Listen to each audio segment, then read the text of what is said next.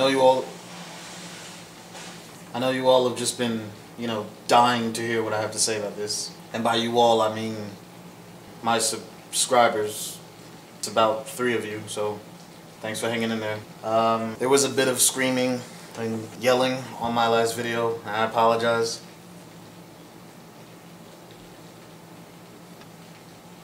I'm not admitting that there may have been. I'm not admitting that there was. Someone may have been screaming. Someone that resembles me may or may not have been screaming a certain person's name. We are very, very disappointed in, by the way. I'm not sure what happened.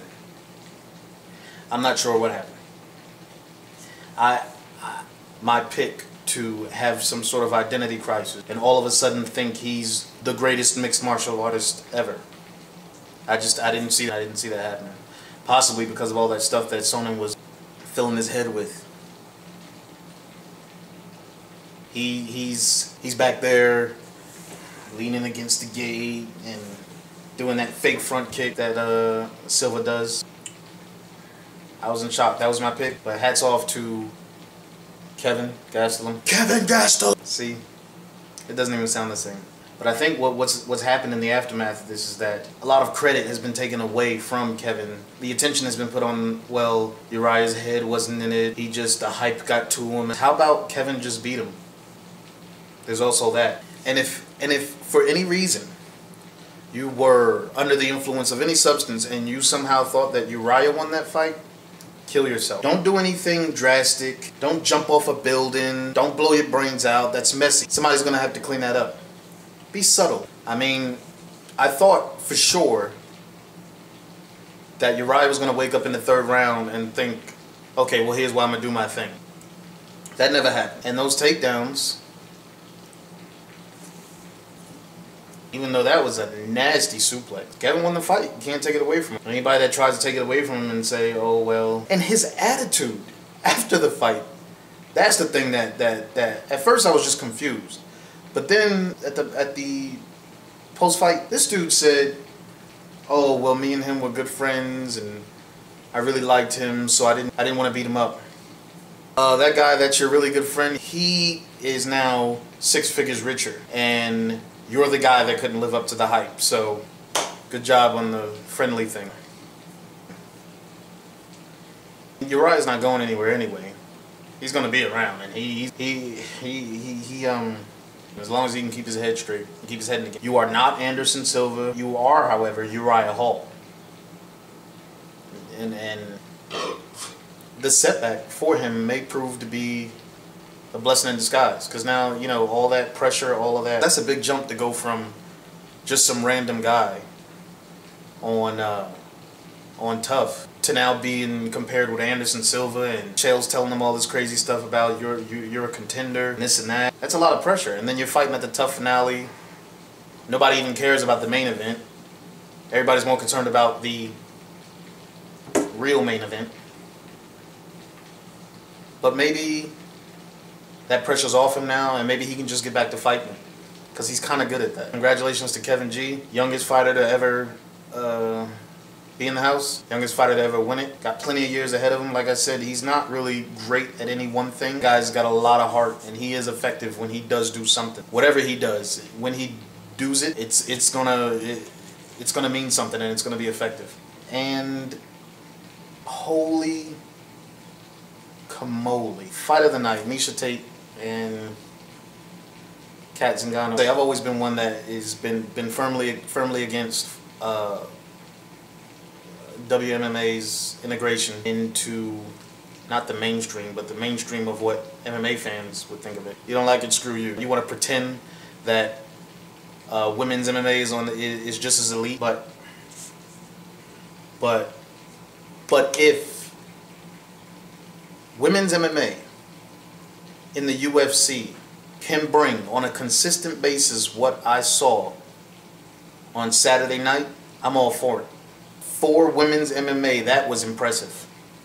That was impressive. That was a war. And it was a war for for the entire fight. It wasn't a war for the first round and then we watched them, you know. But if this can happen on a consistent basis where you have striking that's not just, you know, flailing of the arms, and your eyes are open and you see where you're striking and you're hitting your target, I'm all for it. What I'm not for is Rousey doing zombie arms, hug you for a couple of seconds, hope you fall to the ground, and then do her little thing that she does. I don't want to see that over and over again. That's not... Yeah, I know that she's blah, blah, blah, medalist, judo, yada, yada, yada, but I'm not impressed, and I have a right to complain. I'm a fan, I support MMA, so... But much respect to Miesha Tate and Kat. That was a brilliant fight, and it definitely deserved fight of the night. By the way, I hope Zingano knocks her head off, and I mean that from someplace deep. And truth be told, a lot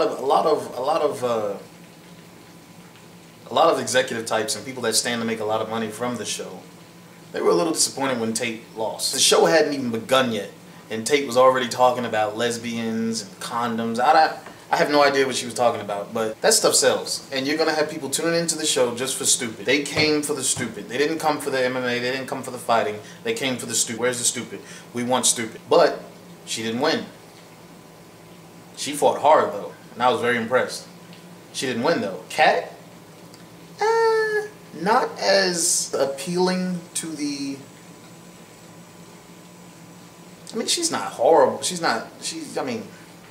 It's a 5. And I hope I'm not the only one that noticed this, because I haven't really heard anybody talk about it. But Kim Winslow's an idiot. They had to change the camera angles every 2 seconds because she's standing in the way. She's literally having a conversation with Miesha and Kat during the fight. Not yelling out directions, not, hey, get your fingers off the fence.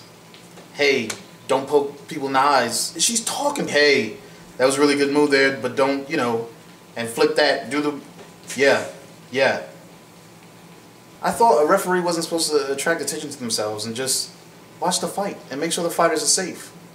Why are you 2 inches away the entire fight? Was the position that crucial the entire fight? But anyway, moving on. Travis Brown, Gonzaga. This is exactly why I didn't want to pick anybody. I guess my heart wanted somebody, but my brain knew it was going to be somebody else. Yowza. That was ugly. There were some illegal elbows, definitely. And the consensus is, everybody has different ideas of when it happened, but everybody pretty much agrees there were illegal elbows. And Gonzaga does have a case. Not that that may materialize in anything, but I haven't had time to really watch it again. In fact, I even missed a couple of fights. I don't want to talk about it. Bubba McDaniel, I don't know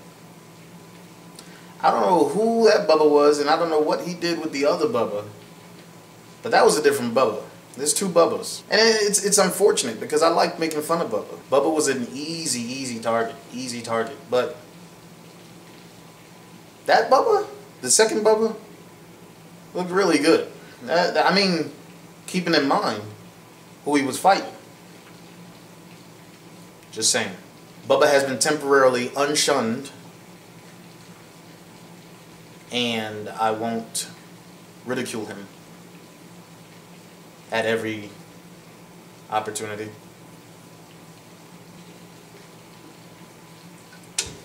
Maybe the weight cut really was the issue. Maybe it really was just the added stress of the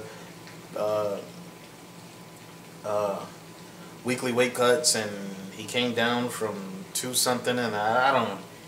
But Josh Salmon, Casey, I missed that one. I don't want to talk about it. Barnett, Hart, I missed that one too. Dylan Andrews, just like I promised, looked fantastic. Fantastic. Clint Hester got robbed again. This may be the defining theme of his career. Getting robbed. Got robbed of a wild card. Got robbed of knockout of the night.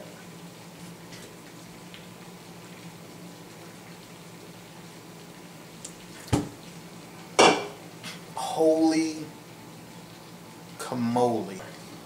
You are not Anderson Silva, even though that was a nasty suplex. You don't like it, screw you. That was a nasty suplex. I mean, she's not horrible. I mean, it's a 5. Kim Winslow's an idiot.